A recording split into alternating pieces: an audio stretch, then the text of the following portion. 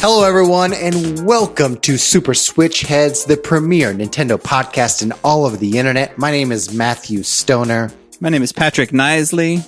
My name is David Howe, and we have a very special guest with us this evening, Dylan Muss from GeekVerse, ladies and gentlemen. Hey! Welcome to the show. Thank you for the applause. How you doing, Dylan? I'm doing great. I'm having a good day. I'm excited to be on this podcast. I've been listening to you guys for a few months, so it's pretty awesome to be on here and talking to you guys. So thanks for having me. Awesome.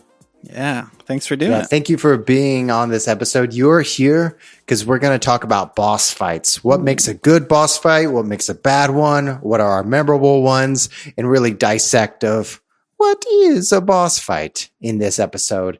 As well, we're going to get into the news. There's lots of good news out there because we're in the season of the hype hurricane. Tony Hawk Pro Skater 1 and 2 got remastered. Tons of E3 replacements coming out the woodwork. Is it be a good episode? Yeah. Excited. How's everyone doing?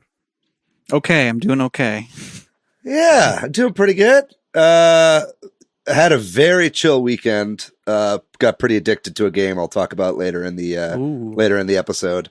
But I've talked about it before, but it doesn't matter. But how about you, Dylan? You've been having a pretty good week? Yeah, not too bad. I don't know. It's been pretty nice weather here, so it's kind of been nice. And I don't know about you guys, but I'm pretty lucky. Like in the city I'm in, things are pretty chill, all things considered. Like people are still taking precautions, but I don't know. There is. It's not too stressful right now anymore. So I don't know. I'm doing pretty good. That's good to hear. Yeah. It's been nice weather here too, actually. It was raining all day today, which is really nice. Well, but the precautions here are like loosening, which is good. And people are still taking precautions, but it's gotten into this like existential bit where it's like, well, do I go to a restaurant or not? Like, am I going to get shamed for like going into a public place? Like, it's like it's easing up, but like the social tension is still high, I feel. Yeah, that sounds about right. Agreed. I think it's going to be a wild ride. But we have a couple of shout outs we want to give out. I want to apologize to the person we're about to shout out. I've been meaning to mention them. Jeremy, Pokemon trainer on Twitter, listener and follower of ours. We talked about the upcoming Splatfest, and we're all very clearly Team Mayo, and Jeremy is very upset because they're very anti-Mayo. So thanks for letting us know how you feel. Did you know Jeremy? that in high school there was a terrible rumor going around about me that I ate mayonnaise straight out of the jar? I did not know that. No. So I feel like a rumor that bizarre can only be based in some sort of truth. It's absolutely not. I'm coming out right now on this episode and saying that is not true. That's why I've always been hesitant to pick Team Mayo, but I'll do it this time for the sake of the group. David, you're telling everyone in the podcast universe right now that even at a party with or without alcohol, you've never eaten from the ketchup bottle. No. I've eaten. Well, I don't just guzzle ketchup on its own either. I'm gonna put my condiments on foods like a good hot-blooded American. Also, a couple of people, in particular, Muss Espresso and AVK, gave us some feedback on the last episode, which is about Mario Kart tips and tricks, that they want some specific tips for the 200cc class. Is that right, Yeah. David? You got anything for them? Yeah, I don't know. We'll see. Definitely, we got a lot of requests about a 200cc tips section. And there were actually even a couple tips that I've like remembered since doing that episode that I'm like, hey, maybe we should just do a little bonus episode. So maybe I'll call my brother up and we'll just do a little one-on-one extra tips for those that are interested. We won't take up a whole nother episode on it. That sounds good. And speaking of your brother, we've been doing Sunday nights where we get together and play some games, and we played Mario Kart, some of us on the Discord, this last weekend, and Justin played with us, and wow, I will say after playing with him, he was the good guest for us to He's have. really good. Yeah. Really good. He's the guy you want to have on your podcast. Yeah, he did really well in the tourney, but I think he got like mostly firsts and a couple seconds, but still didn't make the top 8. Like apparently to make top 8, you really have to get first every single time and race with 12 racers in every single race because the points are weirdly weighted. So yeah, he got kind of gypped out of that. But if you won, congratulations. You're probably not listening to this podcast. You didn't need the tips and tricks. Yeah. So if you're out there listening and you've got some thoughts on whatever we talk about, boss fights this week or what have you, let us know and maybe we'll talk about them. And then also feel free to share our podcast out there. We'd always appreciate if our listeners make a comment somewhere online about it or give us a review or that kind of thing. Before we get into the news, is this a good time that maybe Dylan, you should plug your podcast? Yeah, maybe. Or should we do it later? Sure. I mean, you only go over to GeekVerse once you've, of course, dropped a review on Switch Headz and you've shared with a friend and all that. But yeah, I don't know if you. I'm sure if you're listening to this podcast, you might find something interesting on GeekVerse. We do, of course, video game content. We also do movies and TV shows and all sorts of stuff in either reviews or news or retros. Kind of just a smorgasbord. I think there's probably something for everyone. So yeah, go check that out. Or my podcast place is Spotify, but you can listen to us anywhere. Check us out on the socials, whatever it may be. But yeah, only once you're caught up on Switch Headz, of course. Hell yeah. Good Awesome, thinking. Dylan. So I think it was last week we were talking about the Mario 64 PC port that was created, and that's gone now, right? Nintendo has put the bam hammer, as you say, down on that. Yeah. It's as gone as anything on the internet can ever really be gone. Right. It's there if you look for it, but they are taking down YouTube videos with footage of the PC port running. So if you have been playing it and were thinking about uploading footage, just know that could get a strike against your YouTube channel. This kind of begs a question, I think, of like, I think this only adds credence to the Mario 64 remaster coming out this year for Switch. If they're, this happened to the Metroid 2 remake right before the Metroid 2 official remake came out. So hopefully that's still a good sign. And then we talked about last week as well that Nintendo is going to give its financial briefing, which it had delayed until after the official emergency declaration ended in Japan. Well, they extended the emergency declaration in Japan, but Nintendo did give their financial briefing. I think they had it on a conference call, as I understand it. And this gave us all the new numbers to geek out over. So now we know how much Animal Crossing sold in the first 11 or so days that it was out. And we know that was 1 million copies a day. Yeah, it was like 11 million. So, we also can, have an update on how the Switch sales are relative to other consoles. So we'll go over that kind of stuff.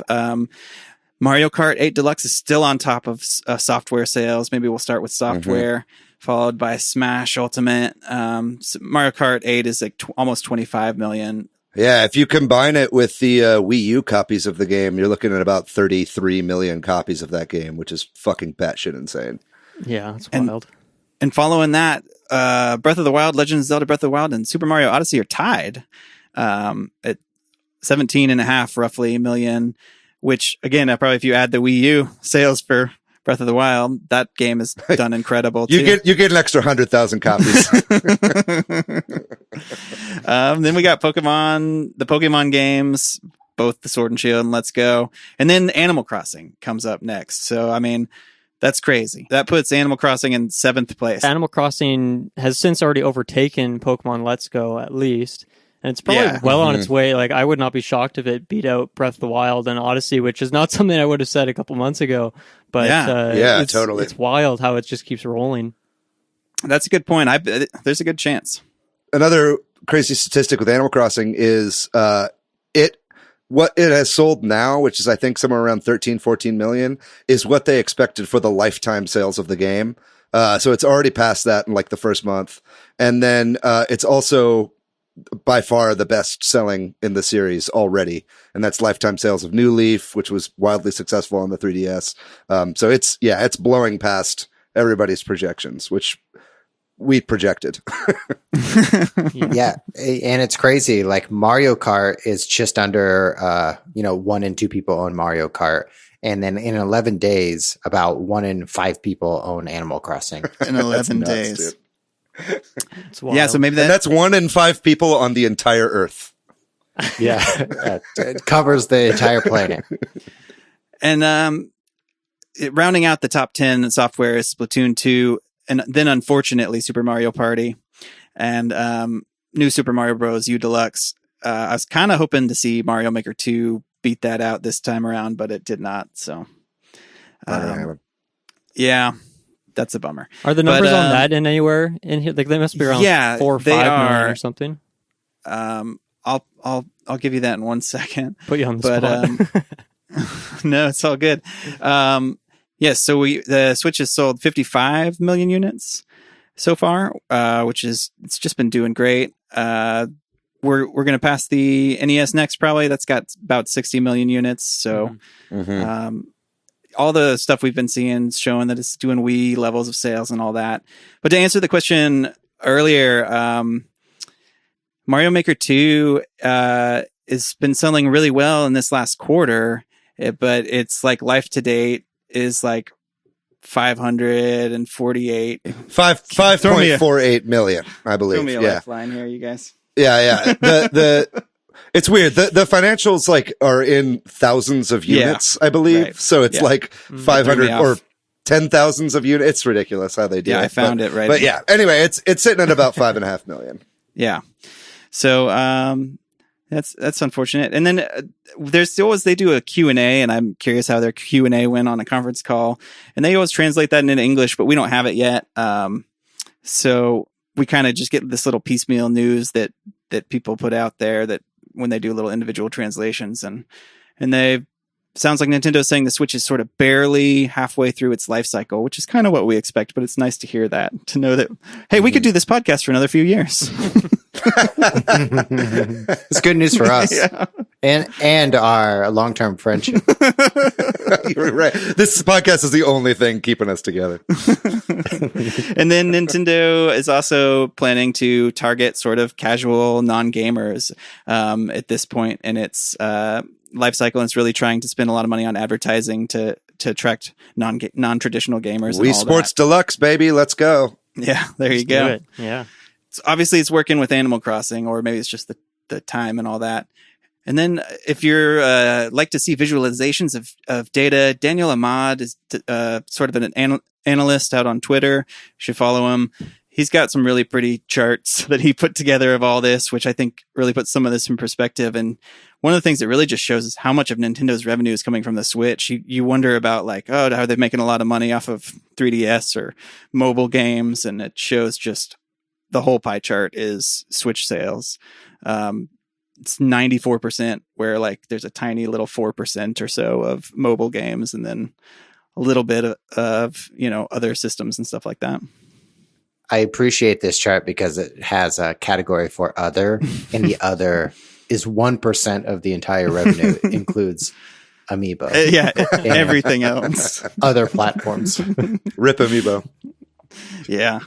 And then also it just kind of shows, he has got another little breakdown, just how much the Americas is Nintendo's, more than half of Nintendo's, or about half of Nintendo's like revenue by geography. So, yeah, we're a big part of that. Yeah, that's interesting actually, because if you look at, I don't know, something like Xbox, it's so predominantly American. There's barely any Japan sales, and I would have to look it up for PlayStation, but I don't know. I'd kind of imagine that's around 50% as well. Would you guys think that sounds fair, or that's probably more Japanese in general? I would say, but probably around 50%. Yeah, I mean, still. I think the Switch is getting a bigger share right now in Japan, mainly because it's a handheld system. You get, home console gaming has kind of been on a decline in Japan for a while now. So Switch having that market, I feel like, was definitely like a Japanese first thought process of like being able to corner both of the markets. But I think the split is definitely better than for Xbox. Yeah. Yeah. And I think also, as I understand it, the Switch has outsold the PS4 in Japan. Like they've sold more Nintendo Switches than they've sold PS4s, which makes you think really PS4 has to have outsold the Switch, right? Like globally. So I think you're right that America would be an even bigger portion of that. Yeah. But does anything else y'all want to talk about from any of these numbers that were put out in the financial briefing, or anything that you saw about related to this before we move on? I guess. Well, I know I just shook my head, but I think the main thing here is that their projections are still high for the Switch. I think their next fiscal year projection is 19 million units, which is a lot in a year that now doesn't have any big name releases for the rest of the year as of this point. Animal Crossing was kind of the big one that we knew about. You know, there might be more down the line, but we've also heard from them to like temper your expectations about game releases. So we'll see if they can hit that.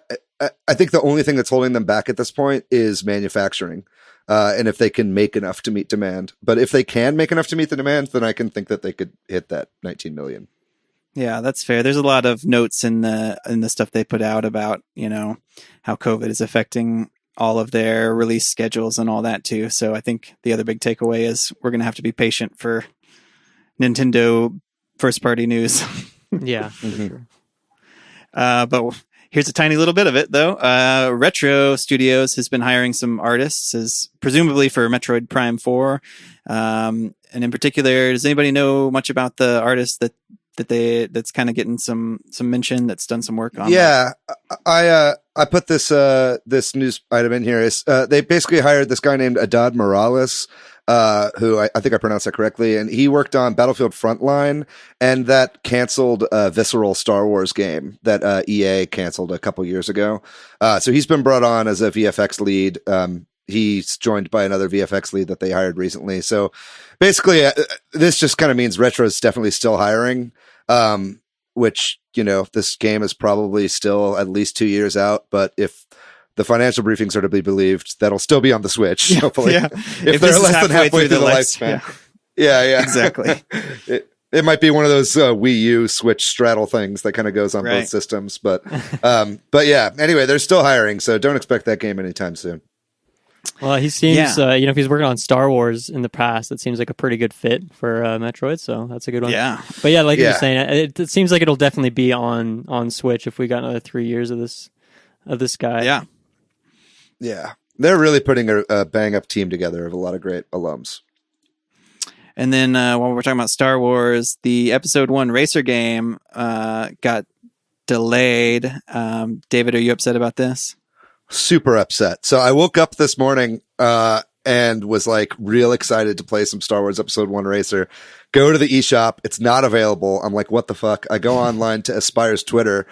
Turns out like last night they announced that the game would be delayed. It was already been delayed for the PS4, but the Switch and PS4 delays are going to be pushed even further. And so that was just such a bummer to drop the news that the game is getting delayed the day before it releases. I wish they would have given us a little bit more newsroom so I could have prepped myself emotionally this morning to not have that game ready to play. Yeah, it's so odd. Like, I haven't been following the development of this. Have they been pretty strange with the advertising? Because like, how does that happen? How do you not announce a delay until the night before? That has to be, unless they have like a tracker for this. It just seems wild to me. I mean, they cited work from home troubles and stuff like that, which I'm sure is the case, but it's like Aspire's had a history of this in the past. They're not like, they're a great developer and they do really good ports, I think. Honestly, I like their ports, but like they're not great with the PR. And so I think that they were probably hoping they could get it out on time, but then realized last minute they couldn't. It just seems like a management issue to me. Mm-hmm. And then Ninjala, the Splatoon-like, colorful sort of team battle game that's coming to the Switch, also got delayed. However, they gave a little bit more notice. Not a ton, but a few weeks at least. It sounds like it was supposed to come at the end of this month, and it's going to come at the end of June now. So did that beta ever work out? Did you ever get in on that, David, or is that a timed thing? I was never able to play it. It was having connection issues the whole time, and I'm sure that's what they're trying to fix with the delay here. Yeah, there you go. And then Tokyo Game Show is always a big gaming event that happens in Tokyo, obviously, but the physical event has been canceled. And just like all the things, this was supposed to be late in the summer, like September, I think.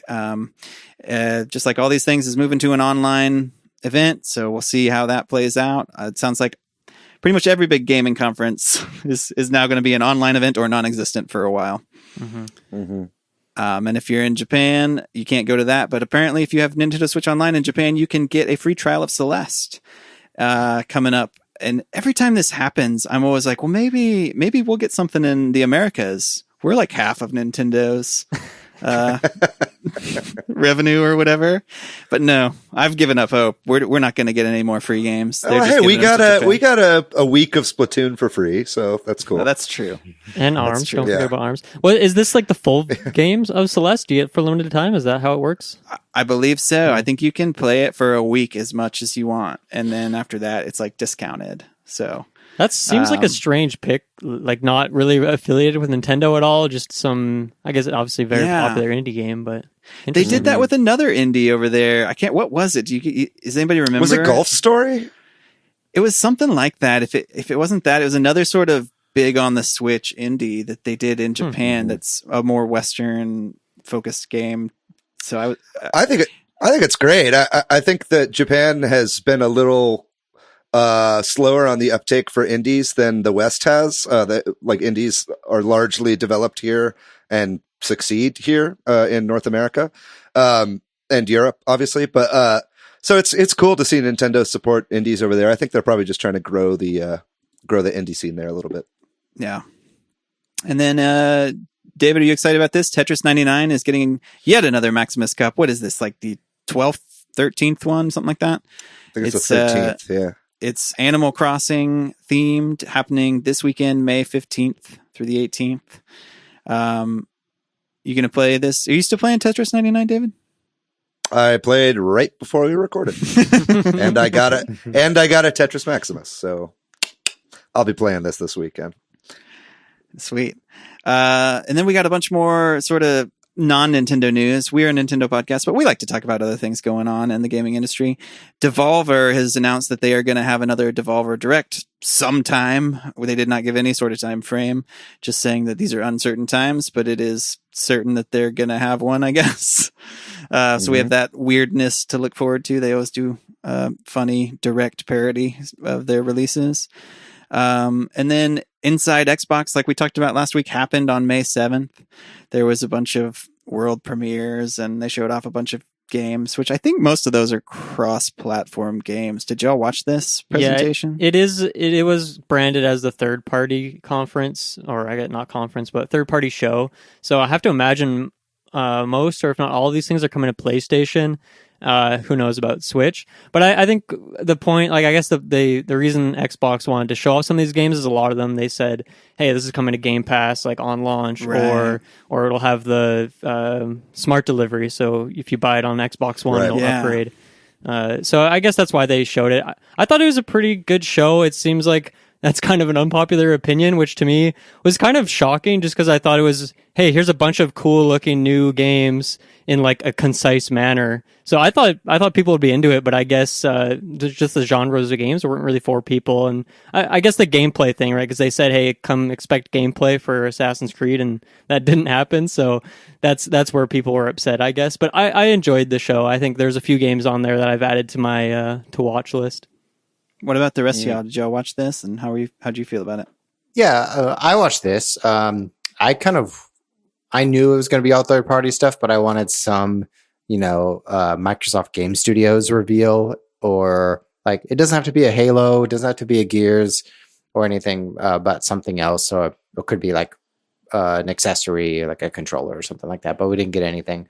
So I was a little disappointed, but overall it was nice to see Microsoft really pumping up third parties like right at the very beginning and not bringing the showstoppers at the top. They're kind of holding things close to the chest of when they're ready, which is a very good move for Microsoft. Despite my disappointments, I still enjoyed it as you were saying. Yeah. And this is only the first of many kind of shows they'll be doing throughout the year. Apparently, they're going to be doing one of these every month. So I think that this was kind of the catch-all portion of that stuff. I think the one we see in June is going to be like their E3 style presentation. I think we'll be seeing a lot of stuff this June, including like the reveal of the Lockhart. I think people were just upset because they were like, this is going to be the first look at next gen gameplay. And it was a lot of like heavily edited trailers that showed like maybe tiny snippets of gameplay.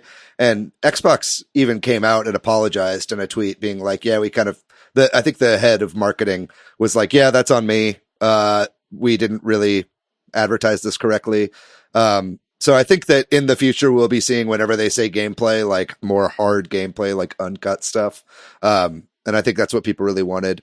But some of the games looked pretty cool, I think. And some of them did look gorgeous. But yeah, I was excited for the Masquerades, Vampire Masquerades Bloodlines 2 trailer. I thought that looked pretty cool.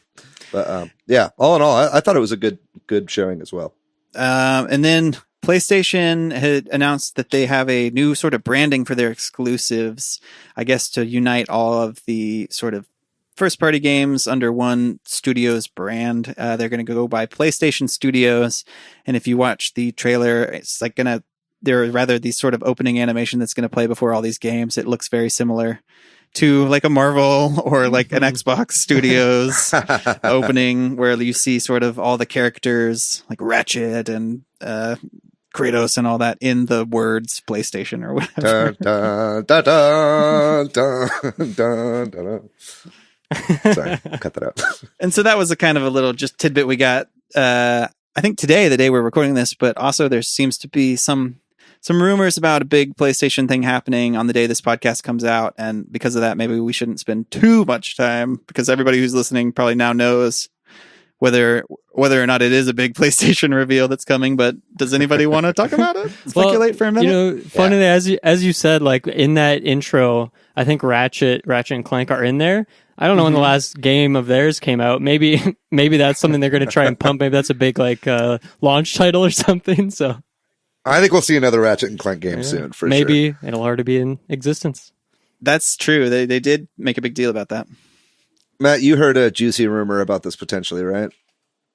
Yeah, the juicy rumor and the source that I found out through like a chat group was that the PlayStation 5 video tomorrow, Wednesday, if you're listening to this, is going to be the Unreal Engine 5 reveal. Interesting. All right.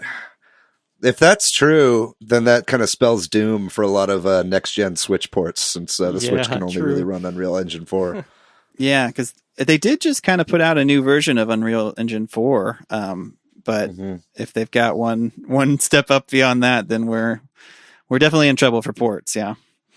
But it sounds like it's Jeff Keighley who's kind of hyping this up, that there's some big news coming out tomorrow. And one of these, like, I think before we started recording, you said this, Dylan, like one of these multitude of events that's happening in lieu of E3 online that we can't keep track of. Summer Gamescom Fest online. Yeah. It's like a Hydra. You cut off one of the heads and 3 more sprout up. David, to your point, like just a list of huge games that run off Unreal Engine 4 are like Final Fantasy VII Remake, Dragon Ball Fighters, Dragon Ball Z Kakarot, the entire Arkham series runs off Unreal Engine 4. So huge, like first party and third party games run off this platform that won't be ported to Switch. But did we really expect too many next gen games to be coming to Switch? I mean, realistically, No way. No, we really don't. And one game that probably is not coming to Switch is Tony Hawk 1 and 2 Remaster. Just got don't do me like that. I don't think it is. They haven't announced it for it, right? This just came out today as well, the day we're recording this, May 12th, that they're going to be making a remaster of the original Tony Hawk's Pro Skater games. Those are much beloved games. I remember having a lot of fun playing them, but I don't have the same nostalgia for them that a lot of people do. Do y'all really love these games? Dude, I'm hyped to play this with my high school friends that I used to like do score comparisons with and score attacks. But I'm most excited about that soundtrack and listening to some Power Man 5000. We'll see, man. We'll see. I bet a lot of those licenses have expired. I bet it's going to be a lot of new songs in the soundtrack. It's going to be all the songs from the original 2 games. Dang. Did they say that? Yeah, they said that. Oh, wow. Whatever I'm looking at says the vast majority, and I'm doing air quotes, everybody. So maybe there won't be every song, but I did see somewhere else that I said it was going to be the full thing too. But the article I'm looking at right now says a few might not make it, but we'll see. We got Goldfinger. Is that all you need here in your bedroom? Confirmed. Well, there's a Tony Hawk Pro Skater documentary coming out called Pretending I'm a Superman. So you know that song's in there at least. I still got the rights for that one. Yeah, I'm excited about this, very hesitantly, because for some reason nobody remembers this, but about 4 or 5 years ago, there was a remaster of the original Tony Hawk games that came out. It was kind of like a best of Tony Hawk's 1, 2, and 3 called Tony Hawk Pro Skater HD. And that fucking sucked. I played that on PC back in the day and it was just not good. It didn't feel anything like the original games. The levels were really clunky and the graphics were bad. So I hope they get it right this time. But if it's anything like the last time they tried to reboot the series, I'm not holding my breath. Yeah. Yeah, I did not know about that. You make a good point that people seem to forget about it. I didn't even know that was a thing. Yeah, they've tried their best to make people forget about it. Yeah. Yeah, well, I don't know. It's definitely a series that just kept going, and people lost more interest each time. I think this is cool, and I think you're right. Like, they have to do it correctly. It's from the gameplay. They had some gameplay clips today. It all looked good to me. I could see myself getting this. I imagine it's going to be like a regular full price game. I guess you're getting 2 games in one, but yeah, I don't know. I think for me, my favorite Tony Hawk game is Underground. So if they ever did that one, I would be super into that. But I might still pick these up. I think this is a fun reveal. Not really what I was expecting to wake up to today, but I'll take it. Part of the fun of that reveal is that everyone thought that like WB Warner Brothers was going to reveal a new DC hero game. So it was going to be like a Batman or Superman that's been rumored for a really long time. So, you know, Jeff Keighley put out something like it's going to be Blank Man. Skateboard Man. And what it revealed is Tony Hawk, and his nickname is Birdman. Okay. Yeah. Skateboard Man. Yeah, he's a boss and Mega Man. Another thing I thought was funny about the reveal today is that when I went on Twitter today, Tony Hawk Pro Skater was not trending, but Skate 4 was. I think just a bunch of people were like, "Oh, so we're getting a Tony Hawk remaster, but where the fuck is Skate 4?" So that's funny. It'd be funny. Well, there was even a Switch game announced like a few weeks ago called, I think, Skater XL or something like that. Yeah, that's right. Yeah, and then there's like Session is, I think, in early access, and that game Skatebird. I don't know if you guys know, but that one's coming out this year. There's like a renaissance of skateboarding games. This is interesting. That's true.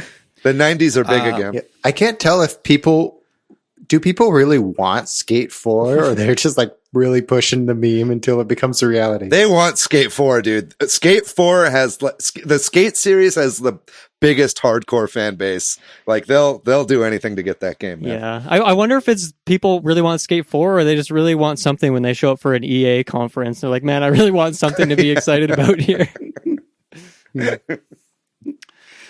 Cool. Well, I think with that, we should probably close out the news section and move on to our main topic. We're going to be talking all about boss fights today. We'll take a real quick break and get into it when we come back.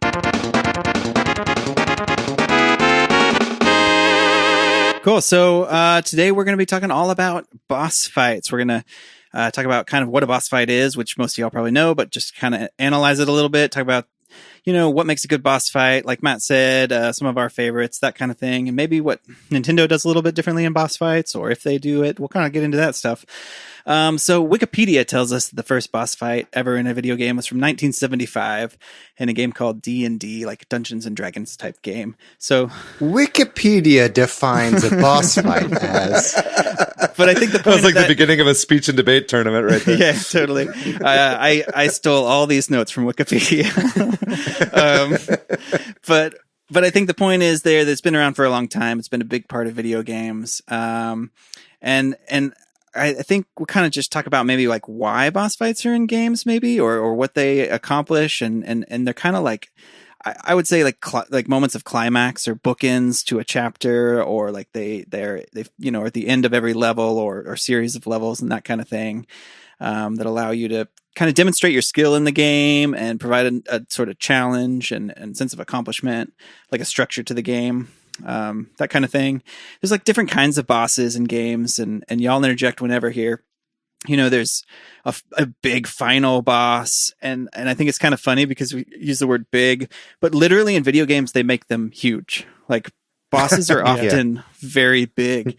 And I might reference this a couple of times, but I've been reading this book about video game design called Level Up, and you know, he argues that you should make them big because that kind of demonstrates the intensity and the dynamics and that kind of thing. But it is kind of a trope that video game bosses are just these giant beasts. Yeah. It's funny you say that because there's certain cases too, like in a game where let's say you unlock the final boss as a character later, like Ultimate Alliance on the Switch is an example, where when you fight the character in game as a boss, they're just like 20% bigger than the character that you play as. So even when you're when you're playing as the character against the boss, and you can just see that they just scale them up just to make them a little bit more ominous or a little bit more terrifying.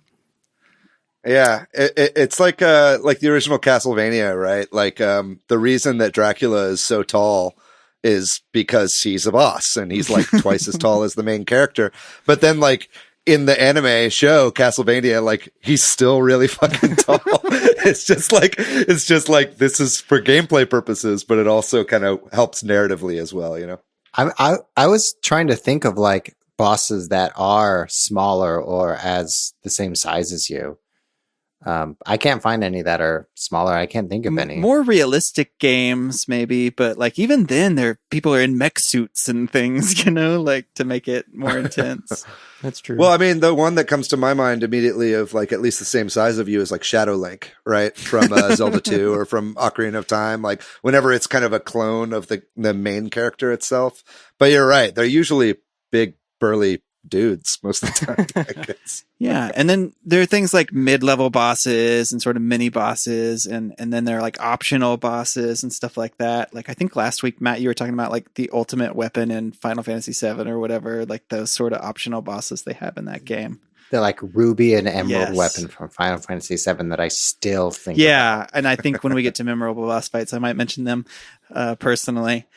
But so yeah, maybe I thought now we can just get into some elements of what makes a good or bad boss fight. Like what do you as players want in a boss fight? Does anybody have anything they want to share of what you like to see in a boss fight? Yeah, I think maybe what maybe bosses were designed for originally, as you said, Patrick, as like a way to finality to a certain level or something, and that's totally the case for a lot of games, like even like Zelda and stuff, where something that you've learned in the level or an item you've gained in the dungeon is something you have to immediately use against that boss fight. So it's like that ultimate test of like a certain mechanic, and I guess what I'm trying to say is that like that aspect of challenge or like mastery is something that almost where bosses came from in the first place, the point of them, and they're all sorts of bosses nowadays, but I think that's kind of where it starts, is just testing the player right at the end of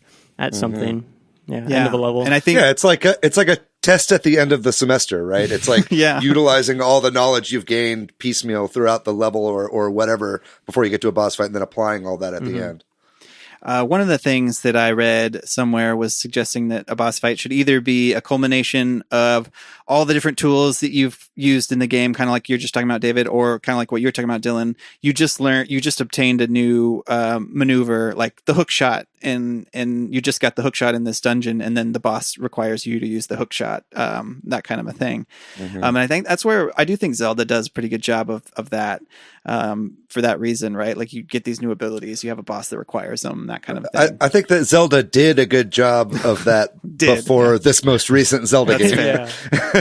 That's fair. Yeah, when you have a non-linear game, it's a little hard to use all the skills you've learned up to that point. And I think that's a good point too, right? Like we'll get into this later, but like about how different bosses fit different genres and different types of game. Open world games kind of have a different have to have a different tack about bosses, because there's not, you could go fight them in any order or what have you. And so Breath of the Wild maybe didn't do that the best it could have. I don't know. Yeah, I think that's a big problem with the open world games, is just like how do you do that balance? Some games maybe we'll scale it up based, like, I don't know, like an Elder Scrolls game, damage and stuff is just based on whatever level you are. But yeah, Breath of the Wild, like the first couple bosses were very challenging, but then the last one, I just stomped him in like 3 hits. And it's like, I don't know. Yeah, exactly. I don't really understand how they get away with that. Like, I feel like there should be some consideration there. I guess that's a whole different conversation on Breath of the Wild's balancing, but I think that's a good point you bring up of just open world games and how different they are because, yeah, as you mentioned too, a lot of them are optional. And that's even in like Dark Souls, which is kind of open world, but in the sense that you can go different directions, but there's also just tons of optional bosses in there as well. I think one thing I really want a boss fight to do, because another thing that boss fights often have is they have these sort of unusual mechanics that maybe you just use for the boss, right? Like there are certain things you have to do to damage the boss that only exist in that location or whatever. I want a clear communication. There have been a few, or maybe more than a few games where I've played where I'm in a boss fight and I'm like, I do not know how to damage this boss. And that was one of my big problems with that Owlboy game. Actually, there was one, maybe it was the final boss in that game where I died and just sat there like, I do not know what I'm supposed to be doing. And so I think there's lots of different ways developers could do that with, blinking lights on the sort of big glowing eyes part. Yeah, like where you're supposed to hit. Right. But then that gets kind of cheesy and tropey too, where you're like, oh, there's the glowing part of the boss, and that's what I need to hit or whatever. Right. So that's tough to balance. But yeah, I think of like one of the good examples of like introducing a mechanic and using it later, or introducing a mechanic and then you don't use it for a long time and then you use it later is like Mario 64, where like the first boss that you see is King Babam, and you defeat him by running to the back of him, picking him up and throwing him. And then when you get to Bowser, what you do is you run behind him, grab his tail. You don't just throw him. Now you swing him and throw him. So it's uses existing knowledge and then incorporates new mechanics. So it feels like you applied what you learned and you're learning as you're playing. Totally. Too. Yeah, that's really good design. And I think going back to something that you said as well, Patrick, I think that like oftentimes I personally don't necessarily want everything from a boss telegraphed. And I think that like boss fights in particular get a pass on trial and error. Because I think that more than any other part of games, I think boss fights are like intended for you to play multiple times. You know what I mean? It's like if you fail the first time, like that's A, learning experience, and B, it makes the boss seem that much more intimidating and difficult.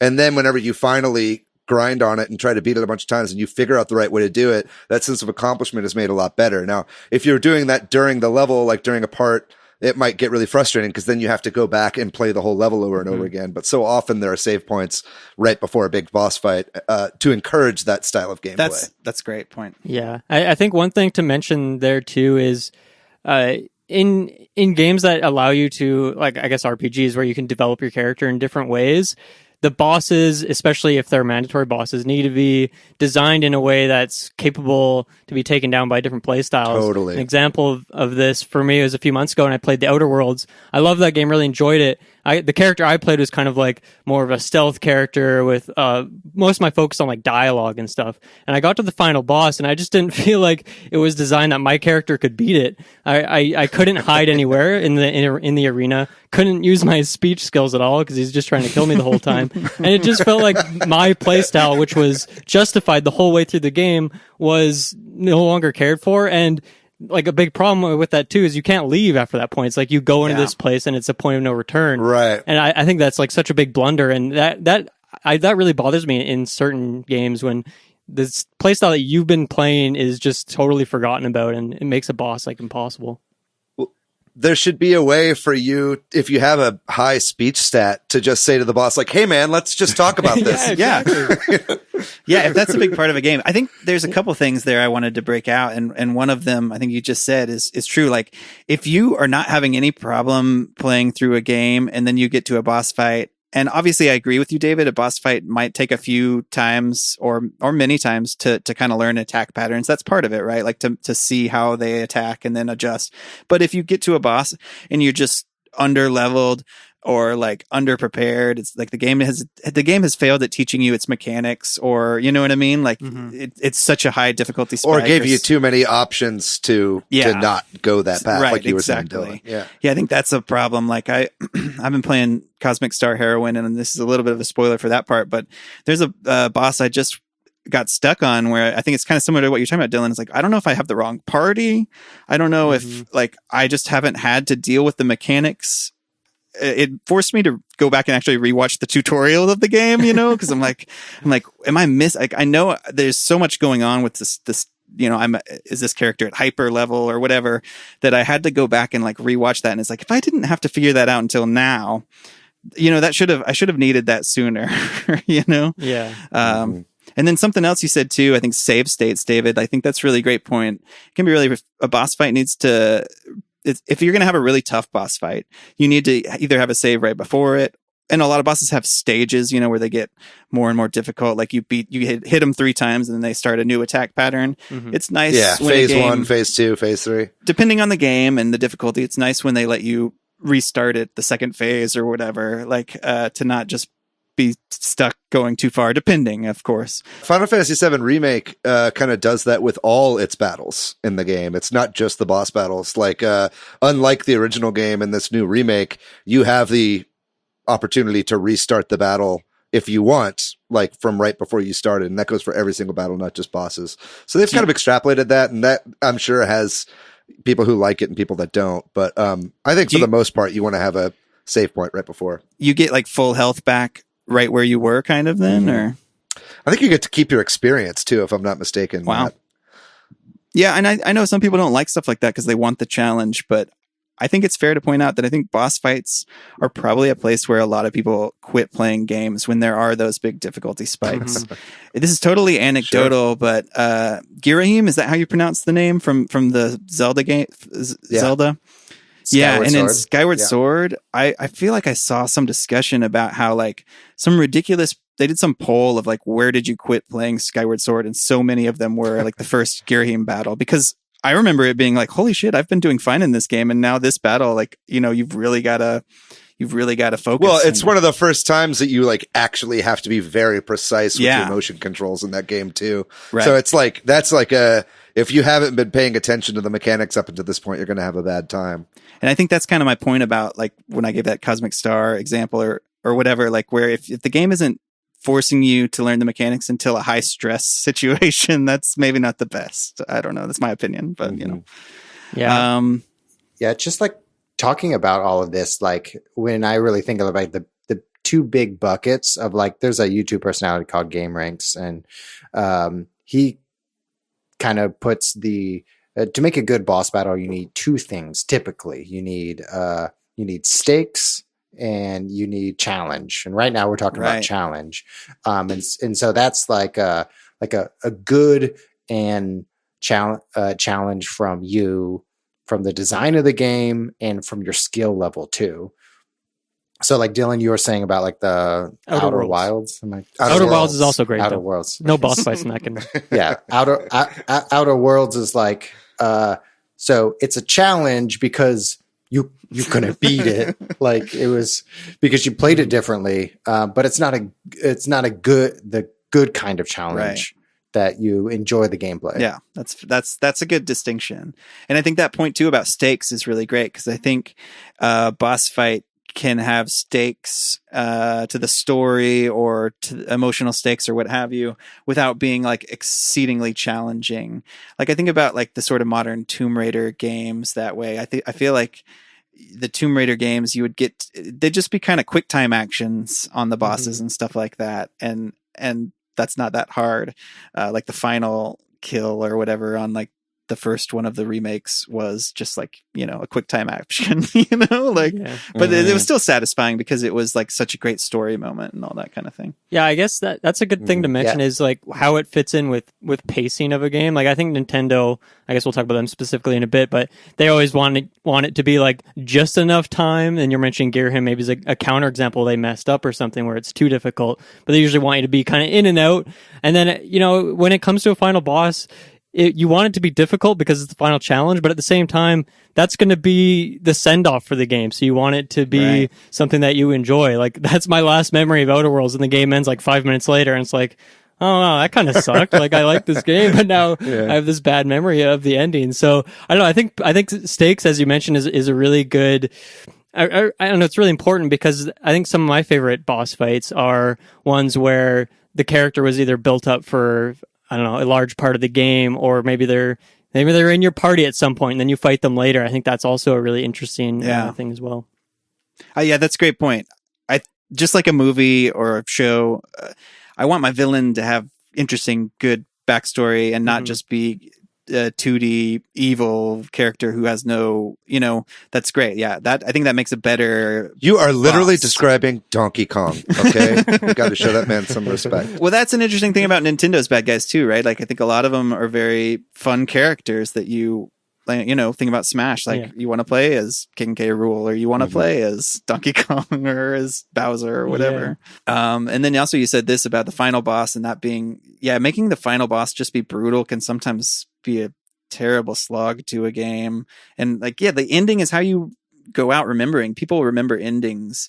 A lot of us do performance stuff, and I think I always try to remember the ending is what you want to have a good ending. You can have a great show with a terrible ending, and that's what people leave feeling. And so just like a game, Game of Thrones. That's why. Yeah, there you go.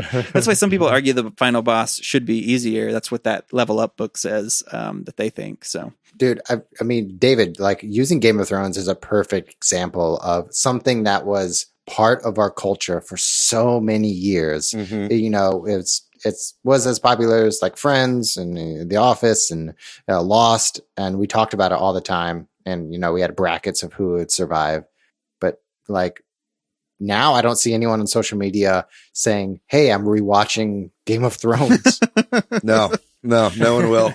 Yeah, it's you just got to wow them at the end. I think that a final boss fight shouldn't be the hardest fight in the game, but it should have by far the most spectacle, right? Yeah. You really want to just be really showy, and it if you can pack that emotional punch and that kind of visceral punch without actually knocking the player off course of wanting to continue to play the game, then you've got a really good final boss fight. Yeah, I mean, as we've been talking about this, kind of where I kind of go back and forth if we're talking about challenge and stakes, God of War 1 through 3 are an example of that, where the stakes are really high. You're Kratos and you're a regular person, then you become the God of War, but now you want to kill Zeus. So it's the ultimate stakes. You need to kill God. Yeah. But the challenge for those boss battles aren't that hard, and many of them, the last sequences are QuickTime events. Yeah. So I'm okay with having this huge spectacle, David, that you're saying, of watching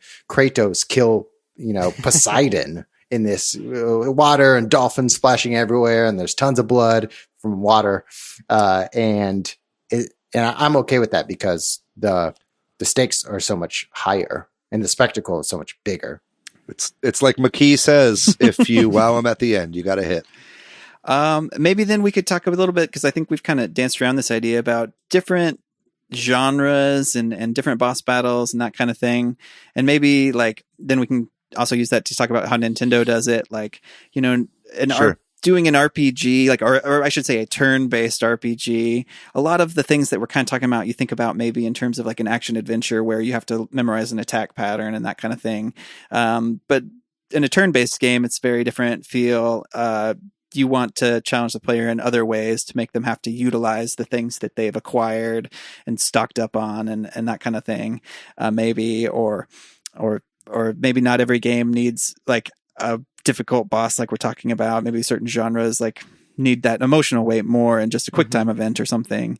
Any other thoughts on what kind of boss battle you want to see in a different kind of genre or any? Well, I think or anything? I feel like the most common type of boss battle is just those technical boss battles, the one where you're having to learn patterns and then counterattack. But those come in so many different shapes and sizes too. I feel like the kind of the big AAA trend right now in games is just those third person open world kind of exploration games. Yeah. And most of those, I don't know, your Souls games or Death Stranding, whatever it is. I guess Horizon Zero Dawn, another good example, where it is very much about learning those patterns, dodging, then counterattacking.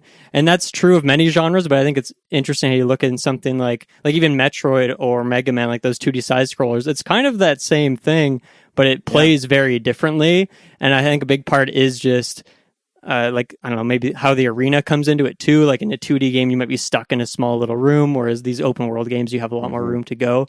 And then another way you could even look at technical boss fights. I put an example on here of like, we were just talking about this earlier, Tony Hawk's. You know, you might have like, I'm thinking Tony Hawk Underground, where you got to fight Eric Sparrow. You got to follow his line across the whole city.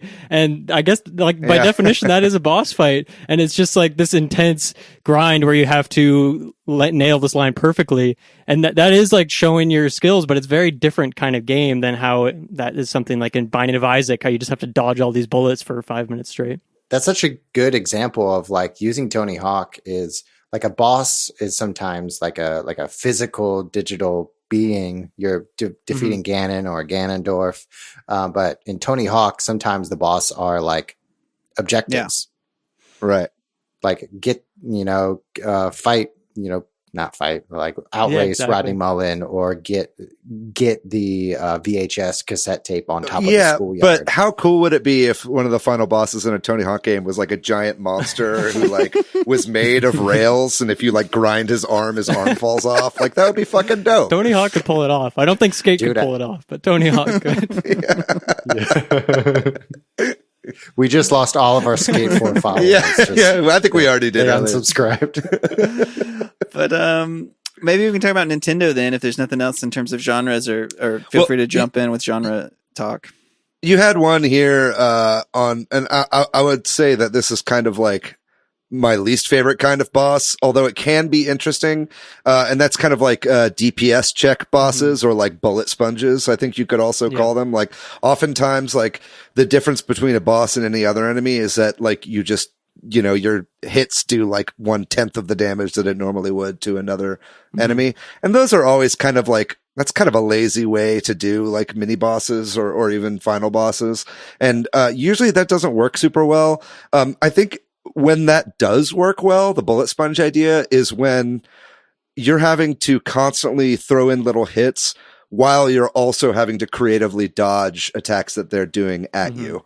Right? Like if you do it that way, then I think that you're bringing that technical style boss fight, like you were talking about, Dylan, into the mix while also actively forcing the character to do damage. This is, we'll talk later about some of our favorite bosses, but like, Super Mario Maker 2, I think, is a great game to play if you're trying to find lots of different kinds of bosses, because like bosses in that game aren't necessarily built in. Like they have some, and they just added the Koopalings, so that's kind of new bosses that you can do.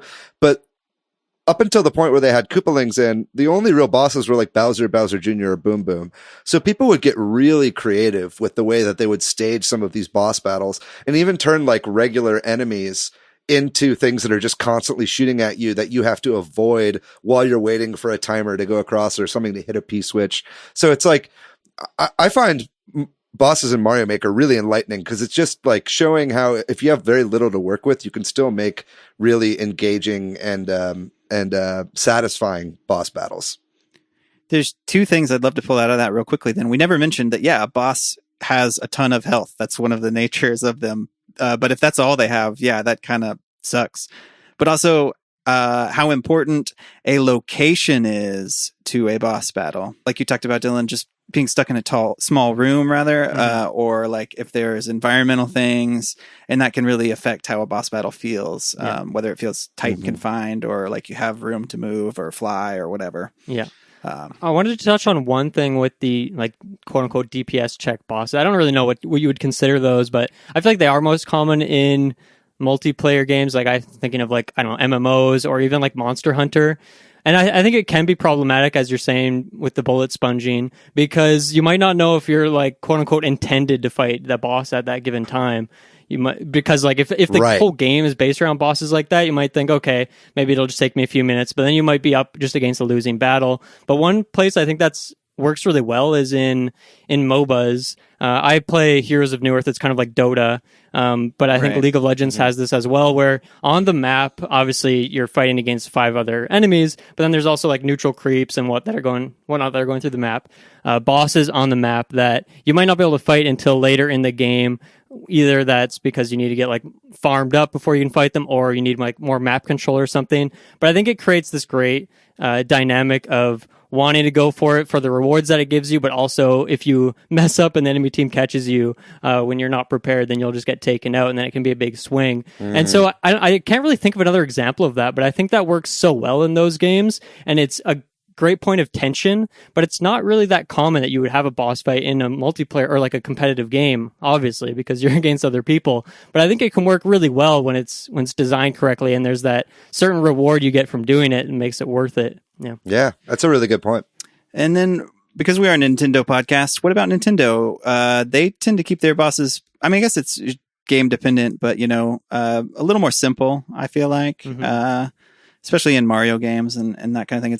That doesn't stray from the 3 jumps on the head very, very much. Yeah. I think that's a great, like, I feel like that 3-phased, I don't even know if you want to call it 3-phase, but like you have to do a thing 3 times. I mean, that's not even just in boss fights. That's just Nintendo games in general. They do it a lot. Like Mario games, there's a ton of levels where it's like, here's this mechanic. Okay, here's this mechanic a little bit trickier, and then here's a subversion of it, and then the level's over. And I feel like that's a lot of Nintendo bosses as well, like Mario, not Breath of the Wild, but like other Zelda games. I think even Kirby and Donkey Kong bosses, even Luigi's Mansion. Like just that perfect balance of, hey, you have to prove some level of skill, but it's not going to be that hard. You're fighting this boss for hours, but yet it is enough that it feels like you actually overcame something. I think Nintendo kind of aims a lot for that. I don't know, that level of balance where it's rewarding but not too difficult. Yeah, I think that falls in line with the kind of like what makes Nintendo games kind of formulaic, but at the same time, like it's like a lexicon, right? It's like kind of part of that game language of like, that it's going to take X number of times, in this instance 3, in order to like beat a thing. And it's just kind of like a satisfying, it's like just enough time for you to learn what to do and then feel really good when you pull it off. Yeah, it's knowing that it's going to be 3 hits, right? Like there's something about that feels really like you go into a boss fight, you get 1 hit, you're like, I got to do that 2 more times. That's it, Yeah, it's like the 3 beats of comedy. Yeah, exactly. And that also helps that if you fail, that the beats of it. Like if you get to the 2nd hit, but you don't make it to the 3rd, you just die at the last second. The exact sequence or how long how much time you have to commit in order to defeat that boss. Yeah. Anything else about Nintendo games specifically? Because I know we've got a lot we've talked about, and we should probably move on. But anything else you want to say about? I guess the last games? thing I would say is that I think it's probably worth noting that a lot of Nintendo games just straight up don't have boss fights, whether that be the racing games like an F-Zero or a Mario Kart, or obviously Animal Crossing doesn't have any sort of boss fights unless you consider Tom Nook a boss. But then like or just KK Slider. Exactly. Or just these plethora of party games don't really have boss fights for the most part. So I think that's maybe something we didn't talk about earlier, but it's also important. Sometimes you don't need a final boss, or sometimes you don't need bosses at all. And I think Nintendo knows when like, oh no, this is just a racing game. There doesn't need to be some fight against like, I think Diddy Kong Racing actually had that, where there's some fight against some just giant racer, but like you don't see Mario Kart doing that. Sometimes the game is the boss, man. If you really think about it. But I do think that like bosses are a little bit of a cliche in games, and they feel required in a way that that maybe they don't need to be. Like if the level itself is fun and challenging, maybe I don't need a boss. I don't know. It's a tricky one. I think we're at a point in the evolution of video games where people are actually doing interesting and unique boss fights, but there's a lot more room for maybe mixing that up too. Well, maybe we can close out with for all of us maybe just going over some of our favorite or least favorite boss fights. Maybe we won't take too much time on this, but does anybody have a boss fight that's super memorable to them for one reason or the other they want to go share? I'll go 1 to 1. I'll tell you one bad one and one good one. One bad one is Through the Fire and Flames. That's a hard. That's a hard because boss fight. I enjoy Guitar Hero, but I am not good at Through the Fire and Flames. So it requires memorization, which sometimes I'm not very good at. Also, not a very good Punch-Out player. But something that was memorable was the Psycho Mantis boss fight in Metal Gear Solid. Oh yeah. Because it had so many unique moments where it could read your memory card and tell you about other Konami games. It messed with You play Castlevania, don't you? yeah, all of that, and it messed with the second controller. If you had a second controller on the port, it would like vibrate it, and the difficulty wasn't too high, but it still tied into the narrative, and there are new mechanics. And I'm going to sneak in one in there. Another great boss fight is all the big daddies from BioShock 1. Oh, yeah. Yeah. Just how they're everywhere all the time, and you can fight them if you want, but you don't have to. Yeah. Great that's design. a great implementation of that optional boss fight. And you really want to, because you get good spoils, but you don't necessarily have to, you know? Some of my favorite boss fights, and I'm sure I'm leaving a lot out. It's kind of hard to think about. It's like, what are your favorite levels in video games? Yeah. There are just so many. But I thought Donkey Kong Country 1 and 2 had pretty boring boss fights, but Donkey Kong Country 3 had the best boss fights out of that whole series. They were like really unique and like weren't just jump on their head 3 times. There were always like these really unique and interesting phases. And sometimes it would be 4 hits instead of 3. So it kind of threw you off every once in a while. Another thing, I know that you were talking about these just being bullet hell stages, but I really love the Binding of Isaac bosses. Yeah, me too. Because that's a game where, you know, that's really a game where the more you play it, the more you master the systems and you really master the gameplay elements. And like those bosses seem fucking impossible when you play them for the first time and you're just dying over and over and you're losing your runs and it's so disheartening. But then whenever you finally beat it for the first time, like something clicks and you're like, oh, hell yeah. And then you just get better, not only at that boss, but all the other bosses too, because you start to like kind of understand how to read patterns. Mm-hmm. I already talked about the Mario Maker 2 one. Star Fox 64 I thought had excellent bosses, and that was the one with like really good stakes, because like that was a game that was like one of the first games I played with really robust voice acting, and all the bosses like really had, you know, they weren't just like big ships, like they were like the actual bosses of these people that you're fighting against. And so like whenever you would beat them, they would like cry in agony, and they were just like these real epic moments. And I really felt like I was really drawn into the story. I only have one for my least favorite boss fights, and that's Super Monkey Ball Banana Blitz. Monkey Ball is a game that does not need fucking bosses, and all those bosses were incredibly frustrating because you just do a bunch of shit that you never do in the rest of the game. And it was way too easy to die. Yeah, that game, fuck that game. I'll go real quick. I think Zelda games bosses always stick out to me when I think about them, and from A Link to the Past in particular, I think this is how you say it, Moldorm, the big sort of I don't know, like caterpillar like beast that can bounce you off of them, and they can knock you back down into the dungeon. And I thought that was a really interesting boss fight, because you don't necessarily, the way that it sets you back is it pushes you back in the dungeon, and then you have to fight your way back up, which can be annoying. Like we've talked about, you don't want to have too much of that, but for that time and for the level of challenge it presented, it was kind of a unique, interesting boss fight that I remember strongly. And then also Ocarina of Time, I think the final boss, I don't think it was a particularly great boss, but it always sticks out to me when I think about bosses, because I like got to the final boss in that game and then quit, which is, I think, another common thing, which is why I think bosses need analysis and that kind of thing. But like, and then years later, I was like, I'm going to fucking beat that. And so I went back and had to relearn. And that's the thing too, is if you quit at a boss, then you have to like relearn the game at a really stressful time. It's a crash course. I did it and was very satisfied. So those are two of my strong memories. What about you? Yeah, I have a couple of Nintendo ones that I really like. I don't know what the vibe of you guys think of this game on the podcast, but King K. Rool from Donkey Kong 64. It's a weird boss fight. I feel like it's very long from my memory, but what I like about it is that all the boss fights in that game have you playing as like one of the 5 characters. And I like that King K. Rool combines it all, so you get to play a sequence through all of them. And I just remember that being like a really strong finish for that game.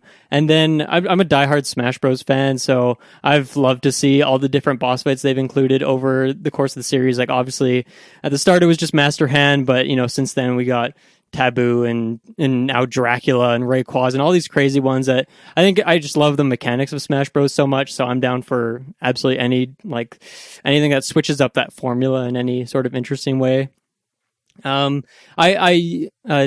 David, you mentioned Binding of Isaac. I totally agree with that. I love the boss fights in that, and even to go on that roguelike train, the Spelunky bosses, Olmec and Yama, I really like those two boss fights because they're something different every time, depending on like what items you have and the build that you've gone for. It totally changes the way those bosses go about. And then I think the last one I'll shout out is just like, I mean, Dark Souls has tons of great bosses. I think my favorite one is Abyss Watchers from Dark Souls 3. It's just such a well-designed fight. So interesting that you kind of have like a companion you can use, and there's multiple enemies, and it just makes for a really interesting back and forth. So those would be my shoutouts. Cool. Well, if you out there listening have some thoughts on boss fights or a favorite boss fight, we'd love to hear from you. But with that, we'll end that section, and in a minute we'll come back and tell you about the games we've been playing recently. I'll go first because I don't have that much to say. I feel like everything I have to say got filtered in the episode. We played some Mario Kart on Sunday night. Been playing some more Cosmic Star Heroine, some Animal Crossing. I did want to mention that I'm so glad I have a second Switch now, because not only is my kid playing Switch all the time, my wife is now really into Animal Crossing. She went from just kind of casually playing, and she still kind of is, but to being like, even tonight, she was like, well, do you need your Switch for the podcast? I'm like, no, go for it. But that's mostly, I've been playing those games and a lot of Smash Ultimate as well. So nothing new on my front. What about you guys? I've also been knee deep in Animal Crossing, as is every Switch owner, or at least, what was it, 15 million, 13 million other Switch owners? A fuck ton. Yeah.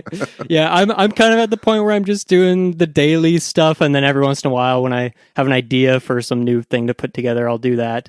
Other games I've been playing are Moving Out. Have you guys checked out that one? It came out a couple weeks ago on Switch. I've been meaning to. Mm-hmm.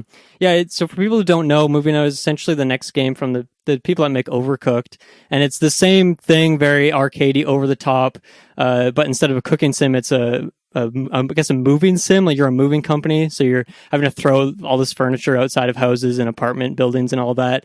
And it's just really fun. If you've played Overcooked, it's the exact same thing, but I actually think I like it more than Overcooked. I don't really have a reason why. It's just dumb fun. I think maybe one reason is because I really like the single player aspect of it, which I can't really say for Overcooked. Like, I never really played a game solo, but Moving Out has, I guess, some fun challenges to do. I've also been playing Picross S4, David game. Yo, what's up, my boy? Let's go. Yeah, I picked up Murder by Numbers when that came out in like February, and I liked it. But I was like, I kind of just want to do the puzzles. I don't really want. I know too much dialogue, not enough puzzles. It's not for, and you can vouch for this maybe, but there's like a weird lag sometimes in Murder by Numbers as you're like filling out the Picross puzzles. Like, if you hold down the select button and then like move up a row, sometimes it like takes a little while for all the spots to get filled in. It's like, dude, it's Picross. Like, why is there lag in Picross? Yeah, it seems like such a basic game. Yeah, I'm liking it just because I like that you can switch difficulties, right? Like, sometimes I'll just try like one of the 20 by 30 ones. And then I'll get like salty because I messed up somewhere, and then it's like, shit. But then I can just go back and do an easy 10 by 10 one and kind of feel accomplished. Yeah. So that's been fun. And then the last game I wanted to shout out is Snake Pass. Have any of you guys played Snake Pass?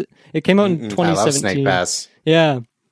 So for anyone, it feels like an N64 game. Yeah. I guess it's very similar to like the Banjo Kazooies and the Donkey Kong 64s of the world. But I've been really enjoying that as just like this weird. Starts out as like a weird physics game. It's almost like Octodad or like I Am Bread or one of those weird games. But then once you like actually get pretty good at the controls, it ends up being just a really unique platformer because it's a platformer without the ability to jump. So I really like that. Plus David Wise composing, so that's always a treat. Oh yeah, one of the goats. Yeah. I'll go next. Just to kind of piggyback off what you were saying about Picross. I mean, I'm always playing Picross games, regardless of what they are. Whenever I'm done with a Picross game, I pick up another one. But Picross S4 is the first one that I've played with zero like hints or help stuff added on. I usually have like the not like easy mode, but like kind of the little hints that'll tell you like, hey, this line is one you should do, just because I'm playing it for fun. But I've now played so many Picross games that I'm like, I'm going to try this one with zero assist whatsoever. And so far, I've done pretty good. I've only had to restart like 2 or 3 of the puzzles. Nice. But yeah, that's a pretty big accomplishment for me, and I'm getting, it shows that I really am getting better at those games. I wish that I could say that I was playing Star Wars Racer, but I'll have to wait until probably June for that. I picked up recently because it was on sale, and this is something I've been wanting to pick up for a while, the Assassin's Creed Rebel collection, that has Assassin's Creed Black Flag and Assassin's Creed Rogue. I've only played a little bit of Assassin's Creed 1. So this will be really my first like Assassin's Creed experience, and Black Flag was the one that's always caught my eye. Seemed like it'd be really fun to play as a pirate. And I've played a little bit of it so far, not a ton. But I gotta say it runs really, really well on the Switch. I've only played it in the handheld mode so far, and the game looks great. It runs at seemingly a locked 30 frames per second. Which is kind of what you have to hope for with Switch and portable mode. But yeah, I'm very, very impressed so far. My problem is that it's like, it kind of assumes you've played all the Assassin's Creed game before this, and I have not. So I'm kind of having to catch up, and I'm like, why am I in VR? It's like weird, but I'm getting the hang of it. Other than that, the main thing, oh, okay, hold on. I got to shout out one quick thing. I picked up this game for 9 cents called Nikki the Home Alone Golf Ball. And it is a game where you play as a golf ball in a house and you have to hit it around. It's garbage. But it was 9 cents. It was basically free. I was like, you know what? I feel like I want to be like Robert Segovia and try out a random 9-cent game and see if I get any enjoyment out of it. This one, not fun. But the main thing that I've been playing this past week, and I'm not sure when this dropped, but the update for Slay the Spire dropped. Which adds a whole brand new character and a whole brand new deck of interesting cards that you can use to play the game. And I am loving it. I'm totally addicted to it. The new character is, like the game was already a game where it's like, yeah, you can kind of brute force your way through it, but really to succeed, you have to think like 3 steps ahead and think about how all your cards synergize. This new character takes that and pushes it to the next level. There's like all these different modifiers to all your cards, and like you have a different state depending on what card you play. So you can be in a state where you do double damage, but you also take double damage from everything. So it makes it this really high risk, high reward kind of character to play as, which is really dangerous for what's essentially a roguelike, because you want to play really risky and get to the end, but I have yet to beat the boss with the new character. It's very difficult, but I'm like halfway through a run right now, so as soon as we finish, I'm going to try to see if I can finish it out. But yeah, really, really great addition to the game, and it was a free update, so that's awesome. What about you, Matt? What have you been playing? Oh, man. I don't know about you guys, but this weekend I realized that I'm kind of tired from playing all these new games. Half-Life Alyx, Animal Crossing, Final Fantasy VII Remastered, Kunai. I played through Hollow Knight. I just felt like I don't know. I felt exhausted. I felt tired. So First world problem. Yeah, tell me about it. It's a great problem to have. Yeah. And it's golden age of video games. So rather than seeking something new, I ended up thinking about games I haven't played for a second time in my past. And so Chrono Cross was one of them. So I started playing old PlayStation games. Awesome. Chrono Cross doesn't emulate that well, so I still have to figure out some settings to play Chrono Cross all the way through. But I put about 3 hours into a PlayStation game called Alundra. Did any of you guys play Alundra? What's that? I've never even heard of it. Yeah, Alundra is essentially a Zelda clone, a Link to the Past clone. That was really, I played it, in high school, and I traded it with some friends in high school. And it plays very similar to A Link to the Past, but the puzzles are harder, and the jumping, and there's a run mechanic that makes it really fun and accessible. So it's very strange to experience a game that hasn't been ported, it hasn't been remastered. It's only available for the PlayStation. To revisit what those memories were like, and it's pretty good. I've been thinking about picking up one of those little handheld emulation Raspberry Pi Chinese portable machines that you see a lot of the time. Yeah, me too. I saw a review of one recently that runs PlayStation games really well, so that might be added to my list of games to check out whenever I get one of those. All right, dude. We'll have to talk more about that hardware. Let's let's let's talk about it right now. figure out what to buy. Yeah, no, we're good. Yeah, just kidding. Yeah, but like seriously, like if you're a fan of like a classic Legend of Zelda formula, especially SNES era, or like Nintendo DS or Game Boy, like Alundra is cream of the crop. Very good. Yeah, very nice. Well, that just about does it then. Thank you so much, Dylan, for coming on to our show. We greatly appreciate it. Oh, thanks for having me, guys. It was a lot of fun. Yeah. Thanks, Yeah, Dylan. that was a blast, man. Thanks for joining us. Yeah. And make sure you check out his podcast. Yes. Sure, go Go ahead. check out GeekVerse. Thanks also to Corduroy for doing our music. Sorry to Chris McKeever. We haven't played Disney Tsum Tsum Festival. If you want to find me personally online on the internet, I am PDYX. I'm on Twitter, Matthew MATHYOU. And I am pretty much everywhere on the internet at Monolith Fiji. Where can people find you, Dylan? I am on Twitter at Dylan Muss. I don't tweet very regularly, but I like a lot of art and Derek Yu tweets. So if you are interested in that, you can follow me. I love Derek Yu, man. Did you So read his wholesome. book, by the way? I haven't read it yet, but it's on my list for sure. It's great. I got it for Christmas one year. It's if you're a Spelunky fan, it's definitely worth reading. Nice. I'll check it out. Yeah, I guess that just about does it for the show, ladies and gentlemen. Again, thank you. I almost called you Derek. Thank you, Dylan, for being on the show. If you want to find our show on social media, we are at Super Switch Headz on Facebook and Instagram. We are at Switch Headz on Twitter. This was a great topic. I love talking about boss fights, so thanks for suggesting that, Dylan. We're going to be back next week with an awesome episode. Can't wait to bring it to you. Other than that, ladies and gentlemen, thank you so much for listening. We love you very much. We'll see you next week. Wash your hands. Bye-bye.